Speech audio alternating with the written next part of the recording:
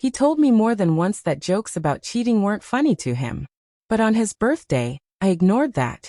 I thought I was being clever, light-hearted even.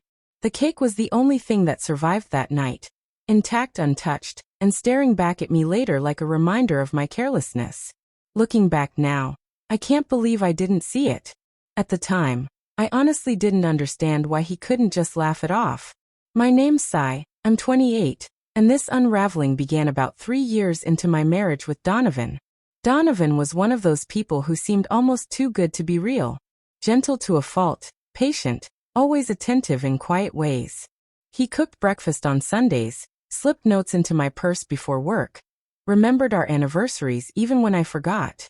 He loved me without noise, without conditions, just steady, constant devotion. I, on the other hand, was the clown in the relationship. I teased, I joked, I used sarcasm like punctuation. I believed that if a relationship didn't have laughter, then it wasn't worth much. But what I didn't realize was that my laughter came at a cost, his. It started small. One night, out at dinner with friends, I tossed out a line. If I ever cheat, it'll be because Donovan can't pick a movie. The table erupted with laughter. He smiled politely, but under the table, he pulled his hand away from mine. At a family barbecue, someone asked if I'd ever stray. I shrugged and quipped. Only if someone richer with a yacht shows up. Everyone laughed again. Everyone but him. Later, he pulled me aside. His voice was calm, but his eyes looked wounded. Sai, please. Don't make those jokes anymore. I know you don't mean it, but it hurts. I brushed it off with a quick apology. To me, they were throwaway lines. To him, they weren't. Then came his birthday. He wanted something simple, dinner at home, his favorite cake, maybe a night where I was fully there with him. But I thought I'd spice it up, make him laugh. I ordered a custom chocolate cake, the flavor he loved most. On top, I asked for a sugar figurine of me kissing another man with the words, "Happy birthday. Hope you don't catch me cheating." Even the baker paused, eyebrows raised. Are you sure? She asked. I grinned. It's just a joke between us. That night he came home with flowers and that soft smile of his. We ate dinner, teased each other lightly, and I thought everything felt right. Then I brought out the cake. I expected laughter, maybe a playful groan. Instead, he froze. He stared at it for what felt like forever. When he finally spoke, his voice was low, heavy. I asked you not to do this again. I thought you were joking. I laughed nervously. Come on, it's just a cake, Donovan. But he didn't laugh. He didn't smile. He stood, walked out of the room. I followed, confused. He turned at the doorway, looked straight at me, and said words I still hear in my head. You don't respect me, Sai. Not really. You keep making me the punchline even after I asked you not to. That isn't love. I scoffed. It's just a cake. But he shook his head. No.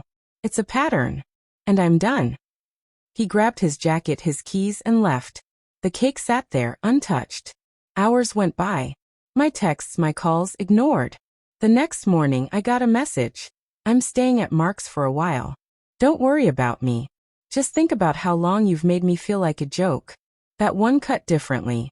For the first time, I really saw it. Every joke, every sarcastic remark, every moment I dismissed his feelings. I had been slowly eroding his love. I had never cheated, but I had made him feel replaceable, like no matter what he gave, it was never enough. Eventually, he believed it.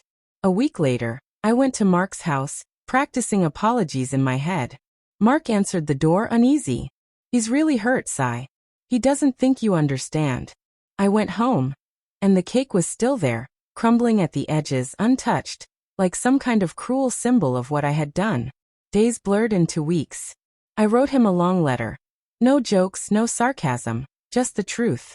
I told him I'd been childish, hiding behind humor instead of honoring him. I admitted that he deserved someone who didn't turn his pain into a punchline. I sent it. Silence. Then weeks later, one text came back. I never wanted to stop loving you. You just made it too hard to stay. That was 6 months ago. He's with someone new now. From what I hear, she's kind, tender, the kind of warmth I never learned to give him. And I find myself hoping she never jokes about leaving him. Because now I know. Some people don't leave because they're weak. They leave because they're strong enough to protect their hearts from someone who treats love like a game. If someone tells you your words hurt them, believe them. Listen. Because not everyone fights for themselves. Some just walk away quietly. And when they do, they don't come back.